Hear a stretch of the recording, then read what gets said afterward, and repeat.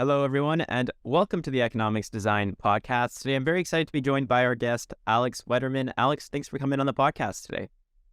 Of course, man. Thanks for having me. So, Alex, you're the first member of a VC to join us on the podcast today. So I'm very excited to explore the topic of investing within the Web3 gaming space, as well as the Metaverse. But before we jump into a conversation, do you want to give a quick intro about yourself? Yeah, of course. First off, thanks again for having me. Super stoked to be here and definitely try to make an effort to do more of these. So again, appreciate you reaching out. A little bit about myself. Currently, I run the gaming group at Shima Capital. Shima Capital is kind of an early stage crypto fund focused on all segments within crypto. So even though I run the gaming practice, we've got guys that are experts in infra, DeFi, kind of the whole industry. And in the gaming team, it's myself and then two other guys. One is Kevin, who is previously from Griffin Gaming Partners, and then the other is Jack, who was co-founder of Ready Player DAO and has done a lot of other cool things in the space in terms of kind of on-chain projects. But as far as myself, before I joined Shima about 6 months ago, I worked at a company called AliCorp. AliCorp is kind of like a venture fund, venture studio run by Kevin Ryan. Kevin Ryan used to be the CEO of DoubleClick. He's the founder of MongoDB, Business Insider, a couple of other pretty prolific companies. And I helped kind of run some of the venture on the crypto side there, and then also on the venture studio side for crypto as well. Before that, I worked at a company called CoinList, which is basically a blue chip token launchpad where I helped run token sales. So helped with stuff on the gaming side like Guild of Guardians, helped with things on kind of the more consumer side like Brain Trust, and then things on the infra side like Agoric. But long story short, helped them not only on the token sales side, but also was one of the primary gaming guys internally and externally. So helped kind of vet some of the projects that we felt might or might not be a good fit for the platform. And then also helped kind of start thinking about what some of the initiatives might be in the gaming space in terms of building products internally. While I was working at CoinList, I honestly tried to do as much as I could in the space. So got connected with some funds and helped them diligence gaming deals, helped kind of start some DAOs in the space, one of which is called Chain Forest, originally founded by Amit, a former NEA partner. And now Chain Forest has kind of evolved into almost like an early stage pre-seed kind of venture DAO, where the community gets really deep on projects and then can kind of collectively take a look at deals that they want to invest in. And then also it kind of takes a venture studio model where Amit and the other members have leveraged their extensive network to bring in a lot of really sharp people in the Web3 space and kind of do that to, build projects internally, bounce ideas off of each other, and then kind of take it from there. Very cool. So let's jump into a conversation about Shima Capital and some of your role at the investment firm. I guess to start off, do you want to just share how much capital is being managed by Shima at the moment? Yeah, so Shima raised just under 200 mil about a year and a half to 2 years ago. In terms of how much of that is allocated to gaming, I would say definitely a substantial portion of it. Not only is the gaming team, as I mentioned, 3 of us, but I think I would say most people, or if not all of them, on the investment team have deep conviction in gaming. So Shima, again, not only invests in gaming, but I think everybody on the investment team has a deep appetite for getting more exposure and helping kind of build out the space. Yeah, so that's cool. So let's walk through, some of the processes on the VC side. So kind of provide a high level summary of what happens. So a project sends you a pitch deck or they reach out to you, then you have conversations. What does that whole entire process kind of look like? Yeah, so I think there's a lot of different ways in which deals will approach us. I think, as you mentioned, one of the traditional forms is, hey, deals may be shared. Founders may reach out. You take a look at the pitch deck, maybe you set a call. And then it really kind of depends on the nature of the deal. So I think, a common kind of process here is the gaming team as a whole kind of takes a look at the deck and decides whether it's something that is interesting to us or in a good fit for the fund as a whole. And we'll kind of hop on a call, just kind of learn a little bit about the founder, their vision, how the team came together. Then we will kind of decide whether the information collected on the call is enough or sufficient for us to kind of prep a little bit more thorough due diligence questions, or maybe there were certain things that weren't touched on the call that we saw on the deck or we've seen in the market, and maybe we'll set up a second call to kind of dig into some of those things. So after some of those introductory calls and sending over the due diligence questions, once the diligence responses come back from the founders, that usually enables us to dig a little bit deeper into some aspects of the deal that either we're particularly excited about or particularly concerned about in terms of potential risks and backing that company. So for us, I think after we kind of dig a little bit deeper and receiving due diligence responses, then kind of the determination becomes, okay, is this something that we want to bring to the team and to the investment committee? And then that's kind of where we'll discuss it as a group. So I'm sure there's several factors to be considered when investing in a project. One of those, I'm sure, is receiving tokens versus equity within a game or within a project. Do you want to share Shima's perspective on this topic, what you're looking for, and how to maximize, I guess, the investment from the VC side? Yeah, so I think that's a bit of a complicated answer. So I think today, very interested in deals that are both equity and token, but I think the caveat there is, it needs to make sense, right? I don't think it makes sense just to have equity and a token because that's kind of the type of deal profile that investors are looking for today. But rather, hey, what exactly is the business that you're building? And is this a business where a token provides value and there's real utility to that token? And if so, then, maybe the token makes sense. So for us, I think it's more about what exactly the business looks like and then making kind of an objective kind of determination on our end on what that deal structure ideally looks like. And at least in my experience, traditionally founders are usually extremely kind of amenable to work with us because we're not coming at this from like a financial perspective. We're coming at it from a, hey, what makes sense for the business you're trying to build perspective. And I would say, another kind of important data point is oftentimes based on the current trends and the current state of the market, I think the deal structure may change. So for example, over the past year or two, maybe purely SAFT or token-only deals was more common, and I think we're starting to see the pendulum swing a little bit further on the other side of that spectrum. Cool. And maybe we can walk through an example of a project to really talk about this point. But I mean, related to the tokens, as you mentioned, it's very specific to a project. How does that relate to whether a game has a single versus a dual token model? Is that something that's relevant to the decision? Yeah. So again, I think this is the underlying like important point here is, okay, like why do you need a single token? Why do you need a dual token? And what really makes sense in the context of, if we're assuming we're talking about games or studios here, like the specific game or the ecosystem that you're trying to build. So for example, when I'm kind of taking a look at games, oftentimes one of the things that I take a look at are the progression systems within the games. Why is that? Well, I think progression systems lend themselves to tokenization in a lot of really cool ways. So in other words, if you play a hyper casual game, it doesn't make a ton of sense because there's not a lot of progression baked into that game to have 2 or 3 or 4 different currencies within the game. You compare that with an MMORPG where maybe the skill tree is gated by a certain resource, maybe training is gated by another resource, maybe leveling up your character that enables kind of progression within the skill tree requires a different resource to be consumed. So I think the long story short is a lot of times we'll take a look at, in the context of games specifically, what those progression systems are, and then how you can kind of build tokens into those systems. Interesting. So when it comes to investments, what round does Shima prefer to look for in fundraising? Yeah, so she was an early stage fund. We prefer to kind of get in as early as possible and really roll up our sleeves and work with founders. So what does that mean?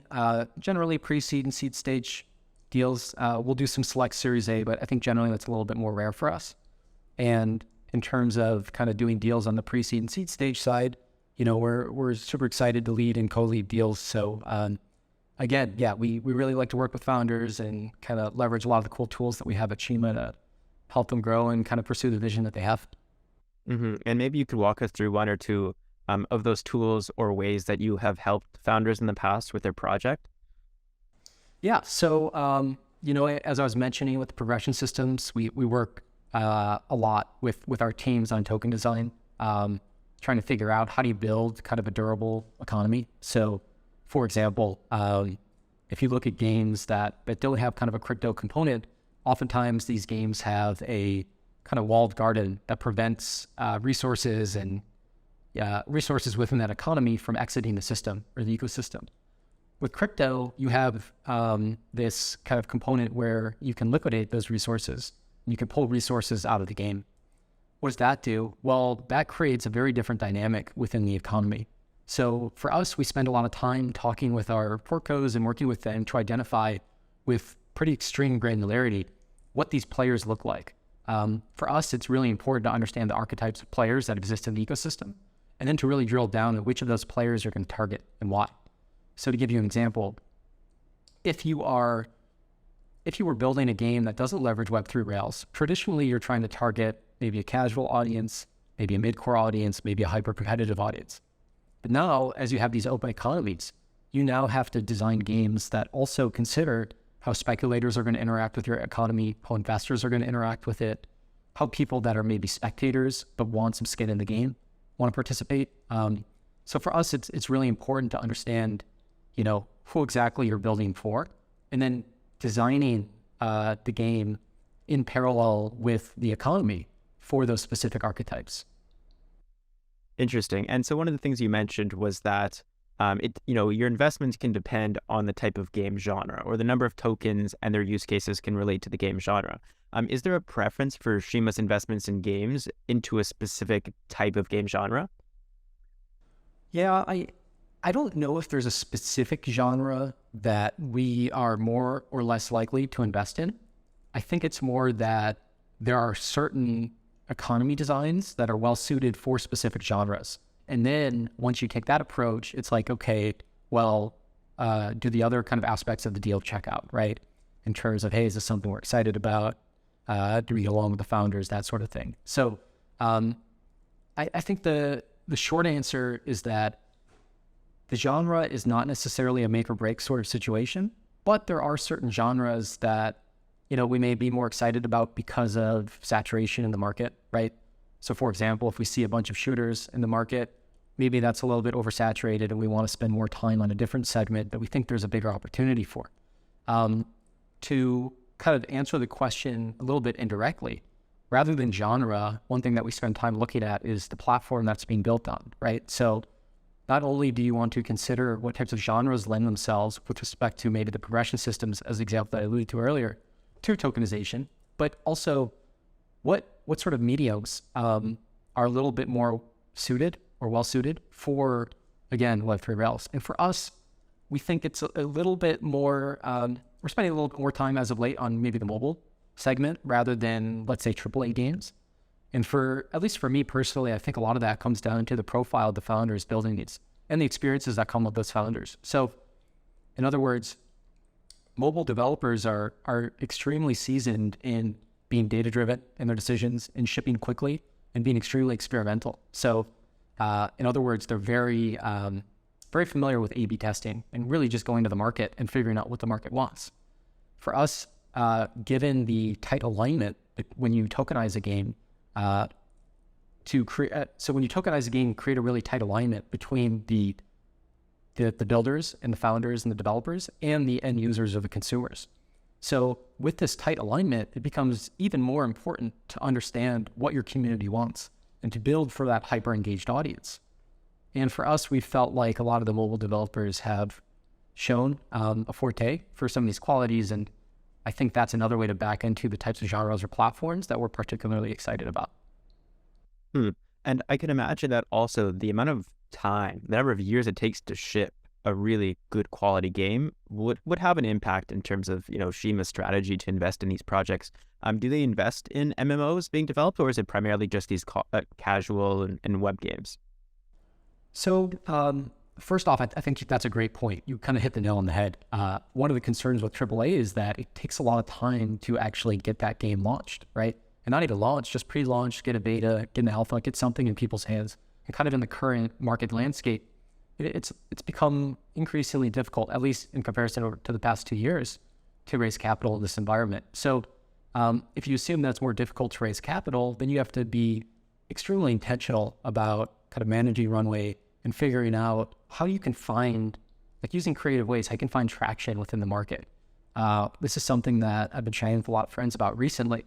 You know, you don't have to ship a game to figure out whether you have market validation for the product you're trying to build. At the end of the day, games are consumer products. You can go and kind of gauge the consumer appetite for what you're building just by going out and saying, hey, you know, here's kind of our idea, here's our vision, here's some art, whatever, here's what we're trying to build, like sign up on this whitelist and we'll keep you guys posted, right? So it can be a Substack, it can be a Google Play pre-registration, it can be a Steam wish list. And these are all metrics that investors are tracking. These are things that I take a look at daily. They're freely accessible. You can take a look at them on the web, but just great ways to gauge market sentiment. A lot of cool ways to drive important information from those wish lists, from those pre-registrations, etc. So kind of backing into your earlier question about genres, you can take a look at what games have the highest registrations on wish lists to determine which genre is the current market has the most appetite for. So on the topic of looking into some of these resources, what other resources are you and the team and potentially other VCs using to really drive their decisions that would be accessible to people just interested in learning about these projects? Yeah, so myself and the team have spent a lot of time on some of these like mobile data sites, such as like data.ai, atmagic.rocks, Sensor Tower, etc. We think even though you're not providing a ton of information on the Web3 side, you can still get some pretty granular insights with respect to how certain mobile segments are performing, what sort of genres are, getting the highest downloads, taking a look at what the ARPUs look like for different types of segments across different types of markets. So for us, especially on the mobile side, really drilling into what kind of the market looks like, not just in the US, but abroad and APAC, etc., to figure out, okay, how is a potential studio or a potential investment really going to go out and attack the market? Because if you think about how people spend time online and how they play games, oftentimes, these people are not staring at a blank screen. They're not staring at like a Google Chrome browser that they haven't really performed a search for. These people are already browsing the web. They're already playing games. So the question then becomes, how do you convert these users? And backing into kind of the mobile comment earlier, mobile gamers are much more likely to download a variety of different games. In contrast, hyper-competitive gamers are much more likely to stick to their forever games. They're much less willing to try out new types of games. I think there's a caveat there for if the new game is something that might be a mod of the forever game that they're already playing. This is something that I've written about a little bit in the past, but if you kind of track the history of the most popular competitive esports games, they all come from mods. So RTS to MOBA, you've got kind of simulation games to BRs, et cetera, et cetera. That's cool. I'm wondering what role psychology, player psychology, or just human psychology is implemented within the research or when it's used as a basis of information for some of the investments. What role does that play? Or is it not really at play in more finance and typical econ, processes are taking place there? Could you elaborate a little bit on what you mean by kind of psychology here? Yeah, sure. So my question is based on our understanding of player psychology. So for example, when someone's most likely to spend something, how do you encourage someone to go from a Web 2 game to a Web 3 game? How do we, debunk some of these false claims around Web 3 games based on what they were a couple of years ago? How does that play a role in some of the thought process that Shima has? I think it's extremely important, right? Like the kind of baseline question of how are you going to convert users? How are you going to get people to download your game, play your game, get feedback, etc.? It's all driven by gamer psychology, right? As I was just kind of describing about the mentality of different types of gamers, these are things that you should lean into. And another thing that I think, at least for games in kind of the Web3 space, don't need to be reinvented, right? We're not kind of creating this new type of gamer. Obviously, there's new types of games that are much more focused on kind of engaging with the crypto native audience, but the majority of players are not that audience. And the majority of players are well-researched and well-understood. And I think there's a lot of data points that you can take a look at to drive decisions in the investment process that can kind of help. So when a game approaches you and let's say they might have NFTs or they might not have NFTs, or there might be some games or some parts of the game that are on chain and other parts off chain, that variable, on versus off chain, how does that influence you and your team's decision to invest in a project? I think the most important question is why. So, why are certain aspects of your game on chain? Just because you can put it on chain doesn't mean it needs to be there. There's a lot of negatives to putting certain aspects on chain. There's a lot of pros to just keeping those assets in a centralized database. So if you're trying to craft, maybe a new experience that leverages the openness and the permissionless nature of a blockchain, then, that might be a good answer in terms of, okay, are you going to have a token? Are you going to have NFTs? What does that look like? Does value accrue to the token? Is it more just a medium of exchange token? Does value actually accrue to the NFT? These are all considerations that we're thinking deeply about. And for us, I don't think there's necessarily a correct answer, but there is, a vision or a why that we're really looking for founders to have a pretty thorough understanding of. For us, this usually comes in the form of having done pretty deep research into kind of the different market categories and market segments, and then articulating, hey, not only do I plan to, in one example, have value accrue to the NFTs, but here's why, and here's some of the potential risks in this model, and here's how we plan to mitigate those risks. So I think that the best answers that I've heard and that I think the rest of the team has heard often comes down to this holistic analysis of, hey, why exactly are you doing this? And if you can answer that question in a thorough way, hats off to you. So I guess maybe to just follow up on that question, would you be able to speak to then any trends that exist within the space that have to do with certain assets being on versus off chain? Yeah, I think it, you can look at the different genres and platforms of games. So for example, right, if you think about like traditional arena shooters, there's very little progression in arena shooters. So I'm talking about the Overwatch, the Call of Duty, etc. So what does progression look like in those games? It might look like unlocking characters in Overwatch. With Overwatch 2, I guess you get all the characters. You can kind of earn them, I guess, through playtime, but that's kind of beyond the point. But I think the moral of the story is that if you look at arena shooters, the progression is usually confined to battle passes within the games. So if the progression is confined to the battle pass itself, then I think that kind of limits the opportunity to tokenize the game itself. Now, you can include a fungible token, but let's take a step back and try to look at this through the lens of gamers today, right? Do gamers really care about how many Call of Duty points they have? Do they care how many Riot points they have or how many Robux they have? I would argue they don't really care at all. They care about the skins that they have. They care about maybe the clout that they have in the game. They care about kind of flexing within the game. They care about other kind of, other avenues of where tokenization can exist within that game. Then you compare that with a MMORPG, right? Let's look at World of Warcraft. Very different analysis, very different. Not only do you have the cosmetics, but you also have these raw materials, right?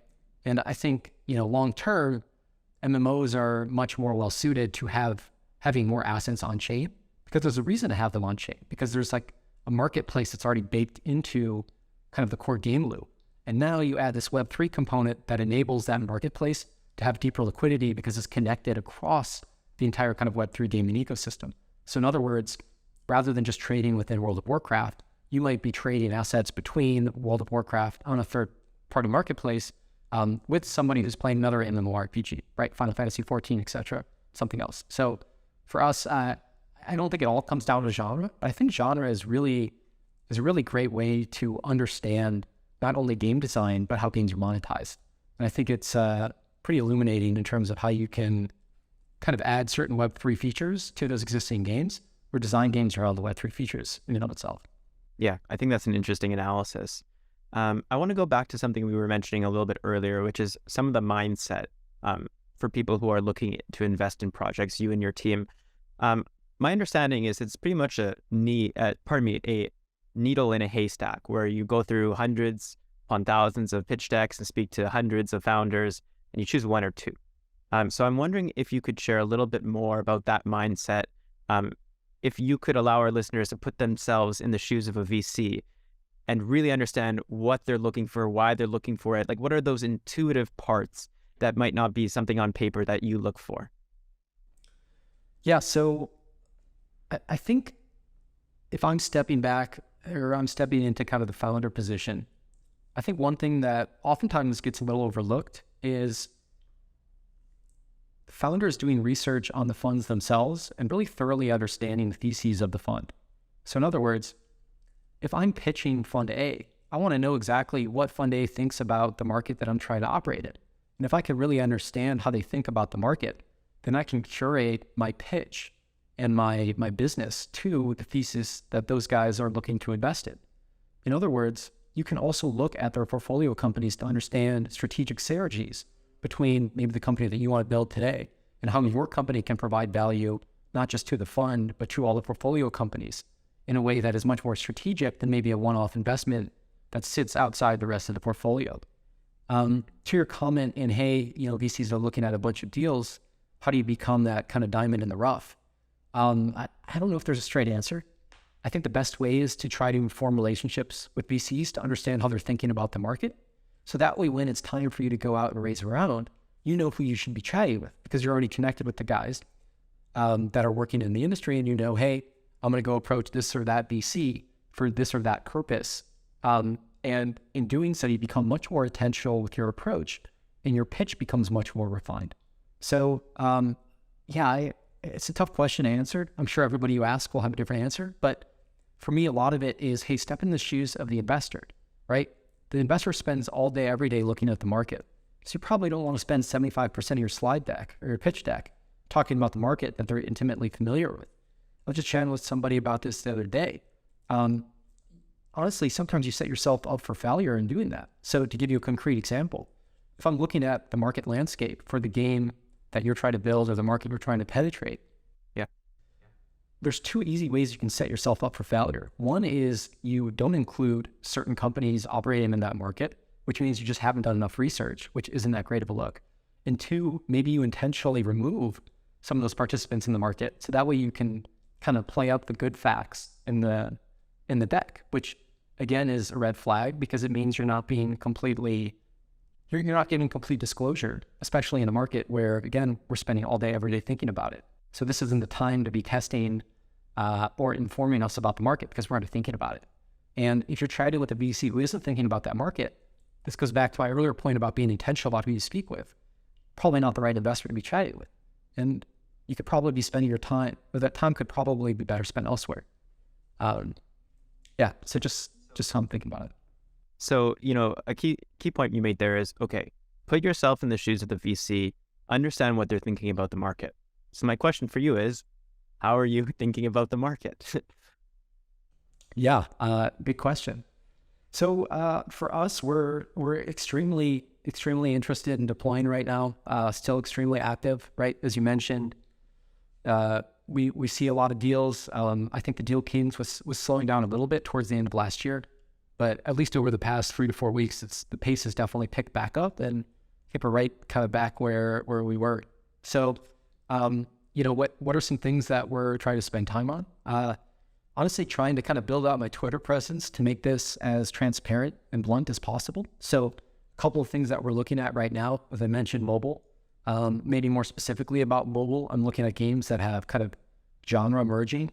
So in other words, if you track kind of the performance of games over the past 2 years, rather than looking at maybe the match 3 genre or the 4X genre or the shooter genre, some of these games that previously did not have an existing brand or existing IP that can help kind of propel them into the limelight come from this unique kind of approach of combining those other kind of well-known genres that exist in the gaming space. So in other words, if you combine a tower defense game with RPG, that's something that provides a fresh experience to gamers that they may not have seen yet, but it also keeps switching costs relatively low because you're coming at it from the angle of, hey, what are two types of games that mobile gamers are intimately familiar with and have been playing for the past decade? Okay, well, how do we kind of one up that experience and craft something that's fresh for them, and then leverage that to build a fresh IP or a fresh brand? Another example is, as I mentioned, I used to be an IP attorney, so I can understand how valuable IP is, and I can understand how IP enables you to build a variety of different business lines that will all compound. And maybe that IP is originated from a video game, or maybe it's being leveraged in a video game to then become one of the core pillars of the different business lines that they're going to kind of build out underneath that IP umbrella. So what am I looking for here? IP or brands that can kind of help bridge the gap between Web 2 and Web 3, or whatever you want to call it. Spending a lot of time looking at on-chain games. I think this is a little bit more of an experimental category, but generally I think the idea is you can't really put a lot of game logic on-chain today. But what can you put on-chain? You can put certain types of economies on-chain.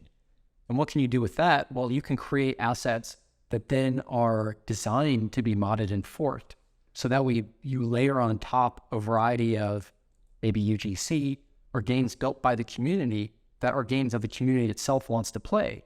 And then you have value still accrue back down to that underlying economy, which is something that's relatively investable from my perspective. So looking at on-chain games that are kind of designed from the ground up for an existing community that also has an appetite to kind of build on top of the foundation that those core devs are going to provide. Cool. So we fleshed out gaming investments quite a bit from the first half of the conversation. I'd like to ask about some of the metaverse investments that Shima has made. So from my understanding, the metaverse, as described across social media, is, let's say, not growing in popularity at this point. It's a trend that seems to be dying out slightly, and whether or not that's something that continues forward is something to be seen. So I'm wondering, are these metaverse investments something that are still of interest to be continued doing from Shima's perspective, or is this something that's kind of a fad in the past? Yeah, good question. We're still definitely open and interested in metaverse plays. I think metaverse is a tricky term. I think the metaverse, as it's kind of been, like what the narrative has been over the past year or two, is something that's a little convoluted. So in other words, I think a lot of times, how do people define the metaverse? I think one of the first terms that comes to mind is interoperability. And for me, interoperability is something that's become a little jaded over the past year or two. So just to kind of contextualize, right? A lot of people think about, okay, in Web3, you can buy one asset, take that asset into Call of Duty, and maybe take it into Fortnite, and then maybe take it into Warcraft. I just don't think we're really there yet. As an avid gamer, I play Call of Duty Warzone all the time. And even Warzone has issues kind of creating a skin from a previous iteration of Call of Duty multiplayer and then transposing that into kind of the current iteration of Warzone. So what's going to be important takeaway from that? Well, AAA studios are still trying to figure out how to do interoperability within single title games. So when you try to extrapolate that to, hey, how do you bring a skin from Call of Duty into Overwatch or something else? I think it's just going to take some time. So one of the things that I'm looking at in kind of the metaverse space is, okay, what do NFT metadata standards look like, right? How do you build the rails that enable this interoperability that people are envisioning are going to happen? I think on the flip side, another thing to consider is, what exactly does interoperability look like? I don't think it's going to look so different from how it looks in games today. So I think in games today, the best way to look at it is you look at different publishers and how exactly they do cross-game, activations. How do they do kind of cross-IP events? And then to kind of promote brand awareness across each of those games and each of those segments without necessarily selling an asset that then will be utilized in a variety of different types. So for me, I think what does interoperability look like short to medium term? I think it looks more like, hey, you have an asset in Call of Duty, and that asset in Call of Duty gives you some right or gives you the ability to redeem something in another game. And then over time, when you have NFT metadata standards that become a little bit more commonplace, you can start to basically build marketplaces for these cross-promotional events where, hey, I have kind of this IP that connotes, a significant brand awareness within the eyes of the consumer.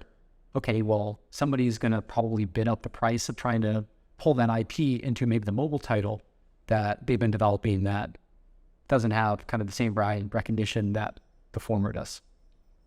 Yeah, that's interesting. And one of the things that came to mind about this interoperability, although not typically related to the metaverse, or arguably is virtual land. So I spoke with Lars Doucet on the podcast recently, who was a writer at Navic and studied virtual land in a bunch of these metaverse and Web3 games.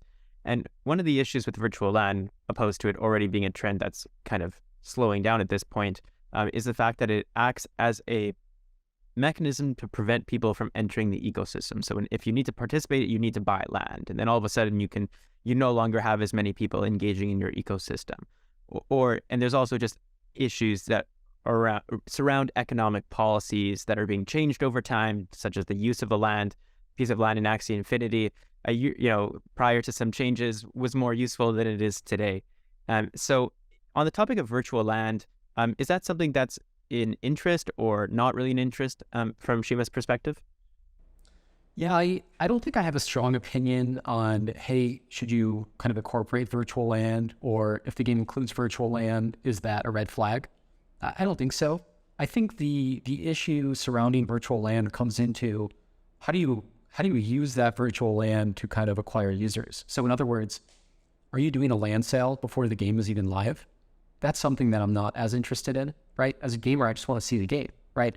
I want to see what you're building. I want to be involved in kind of the core gameplay loops and kind of defining what the experience will look like. If land is a core component to that, then, there may be a strong argument to, hey, okay, a land sale does make sense. But in my opinion, I think for the vast majority of games that are building in this space, I think they're kind of looking at these land sales as a way to kind of raise capital through the community. But then if you don't have a launch, or you don't have some way in which people can kind of utilize or use that land, I think they're going to very quickly become soured with respect to the sentiment of the game as a whole. So for me, it really comes down to, okay, what do gamers want? What do they look for? Like, they're not looking to just pre-order a game that they don't even know what the game looks like. I don't think that meta is going to exist for very long. But, I think there are certain games that are well suited for land. So I don't think land sales should be written off as a whole. I just think they need to be carefully considered. Interesting. And one thing, or I guess two more topics to cover today on the podcast. I want to talk about negotiating vesting schedules. So, I've read a bunch of white papers and I've read a bunch of different token economic designs. I've read a bunch of different vesting schedules.